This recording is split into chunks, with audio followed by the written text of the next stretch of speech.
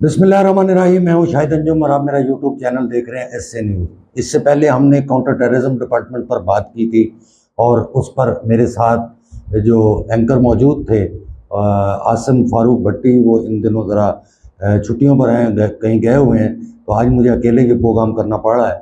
लिहाजा हम इस पर बात करेंगे कि काउंटर टेररिज्म डिपार्टमेंट जो है उसने कराची में किस तरह से अपनी जो है वो दाग बिठाई हुई है।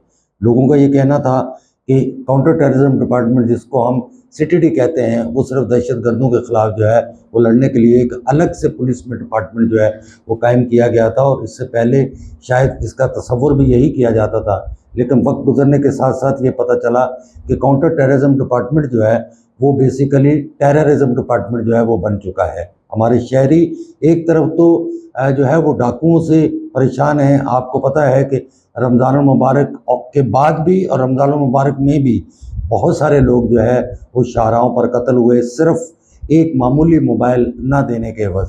कुछ लोग नकदी छीनने के दौरान जो है वो मारे गए और कुछ लोगों को जो है वो गाड़ियों में मोबाइल छीनने, पर्स छीनने के दौरान जो है वो इस तरह की वारदातें हुई। और ख़ास तौर पर हमारी माएँ बहनें जो हैं, जो रमज़ान में शॉपिंग पे गई और उसके बाद भी आम जो स्ट्रीट क्राइम है उसमें इजाफा ही होता हुआ नज़र आ रहा है, ना कि कमी हो रही है। पुलिस के जो आला अफसरान हैं उनकी तरफ से ये कहा जा रहा है कि हम इस पर कंट्रोल कर रहे हैं, लेकिन ऐसा लगता है कि ये एक बयानबाजी है, एक मीटिंग और एक इजलास जो है उसमें बैठकर वक्त ज़ाया किया जा रहा है। तो हम असल मुद्दे पे आते हैं कि काउंटर टेररिज्म डिपार्टमेंट जो था उसने भी अपना मुकम्मल हिस्सा डाला और डाकुओं का मुकम्मल साथ दिया। बहुत सारे केसेस सामने आए, बहुत सारी ऐसी शिकायत हैं जो मौसूल ही नहीं हो पाई और उनकी रसाई शायद वहाँ तक नहीं थी कि वो अपनी दरख्वास्तें वसूल करा सकें कि उनके साथ जो है वो CTD ने क्या किया है। बहरहाल हम इस पर और भी मज़ीद बात करेंगे कि काउंटर टेररिज्म डिपार्टमेंट के ख़िलाफ़ जो तहकीकात हुई उनकी तादाद कितनी है, इसके बारे में अभी तक कुछ पता नहीं है। बहुत बाअसर जो है अफसरान वहाँ तैनात हैं जो कि ख़ुद को हर चीज़ से बरी ज़बान समझते हैं और वो शायद उनका ये कहना है कि आला अफसरान इस पर खामोशी ही तारी रखेंगे और वो जो तहकीकात हैं वो आकर किसी न किसी एक आम सिपाही के ऊपर रुकेंगी, उसको डिसमिस किया जाएगा, फिर उसको इन्हीं की सिफारिशों पर जो है वो बहाल किया जाएगा और इन्हीं सेल में आकर वो तैनात हो जाएंगे। अगर देखा जाए तो CTD में जो अफसरान तैनात हैं उनकी अपनी हिफाजत के लिए 40-40 अहलकार जो हैं वो ड्यूटियां दे रहे हैं। उनका सिर्फ यही काम है कि वो उनकी ड्यूटी दें ताकि एक भरम कायम हो, एक लोगों के सामने एक उनका जो है वो रोब रहे और आम शहरी जो है उससे डर कर, जो आम थानों में जो सफ़र कर रहा है जहाँ वो रिश्वत बहुत कम जो है वो ली जाती है, काउंटर टेररिज्म डिपार्टमेंट उसके कई फीसद ज़्यादा जो है वो सिर्फ इस भरम की वजह से लोगों से जो है वो पैसे वसूल कर रहा है। दूसरी तरफ अगर देखा जाए शहर में जो पलने वाले जुराइम हैं उनकी सरपरस्ती अफसरान जो कर रहे हैं उनकी फहरिस्त भी जो है वो मुकम्मल हो चुकी है। ख़ास तौर पर हमारे यहाँ सुप्रीम कोर्ट के जो अहकामात थे जिसमें कहा गया था कि शहर में गुटखा और मावा एक लानत बन चुकी है, इसको ख़त्म किया जाए, और इसके लिए बहुत ज़्यादा अफसरान ने अहद भी किया था।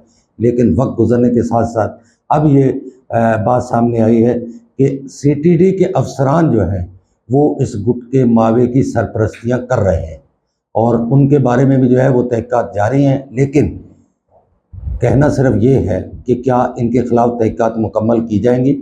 मैंने पिछले प्रोग्राम में कहा था कि उन अफसरान के जो है वो नाम भी शो किए जाएंगे, उनके रैंक भी शो किए जाएंगे, लेकिन हमारा प्रोग्राम आज का जो है वो आखिरी नहीं है।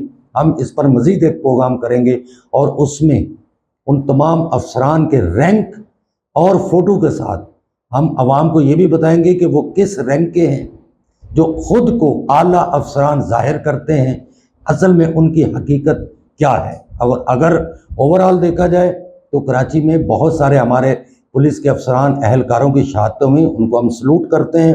एक लंबी तवील जो है वो फहरिस्त इसकी मौजूद है, लेकिन अगर दूसरी तरफ देखा जाए तो उन शोहदा के लहू से ये किस तरह लोगों का लहू निचोड़ रहे हैं इसका अंदाज़ा तो हमें शायद हो चुका है। लेकिन इसके बारे में हमारे उन पुलिस अफसरान जो कि आला ओहदों पर फायज़ हैं उनको सोचना होगा कि क्या इस इदारे ने उनको कितनी इज़्ज़त बख्शी है और क्या उन्होंने अवाम की इस बात को गौर से सुना है। اگر نہیں سنا ہے تو ان کو سننا چاہیے، اس لیے کہ ایک نہ ایک دن، ایک نہ ایک روز ان کو یہ جواب کہیں نہ کہیں، کسی نہ کسی جگہ پر دینا پڑے گا، کیونکہ ظلم آخر ظلم ہے، بڑھتا ہے تو مٹ جاتا ہے۔